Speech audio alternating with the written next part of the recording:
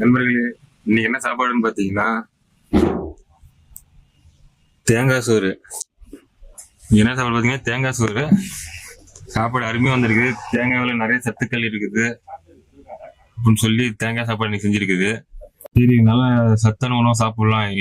இவ்வளவு நாளா ஏதோ கிடைக்கிறத சாப்பிட்டுட்டு டேஸ்ட்டுக்காகவும் அது என்ன சத்து இருக்குது எதுவுமே தெரியாம சும்மா வெறும் சர்க்கரைகளை சாப்பிட்டுட்டு இருந்திருக்கிறோம். அதனால நான் இனிமேல் நிறைய சத்து உள்ள காய்கறிகளை சாப்பிடுவோம்னு சொல்லிட்டு நேற்று நைட்டு என்ன பண்ணேன், கோவக்காய் இருக்குல்ல, கோவக்காய் அது பெருசா இருக்கும். கோவக்காய் வாங்கிட்டு போயிட்டு வழக்கமா சமையல் செய்யறது எங்க அண்ணன் தான், என் சகோதரர். சகோதரர் போயிட்டு எப்ப அதை செய்ப்பா அப்படின்னு சொல்லி எடுத்து வாங்கிட்டு வந்து கொடுத்துட்டேன். அதுவும் செஞ்சுட்டான். காய் கோவக்காய்க்கு மாதிரி சாப்பிட்டது இல்லை, செஞ்சுட்டான்.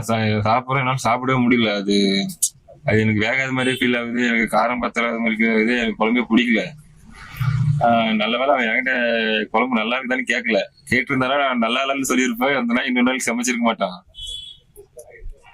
அதனால ஓகே, செஞ்சுட்டான். சாப்பிட்டு ஓகே அப்படின்ட்டு அமைதியா வந்துட்டு நான் நல்ல வேலை நான் நல்லா இல்லைன்னு சொல்லலை. இந்த கோவக்காய் எப்படி செய்யுதுன்னு சொல்லி கீழே கமெண்ட்ல சொல்லுங்க. நீங்களும் நல்ல சத்துள்ள காய்கறிகளை பார்த்து சாப்பிடுங்க. உடம்பு ஆரோக்கியமா வச்சுக்கோங்க.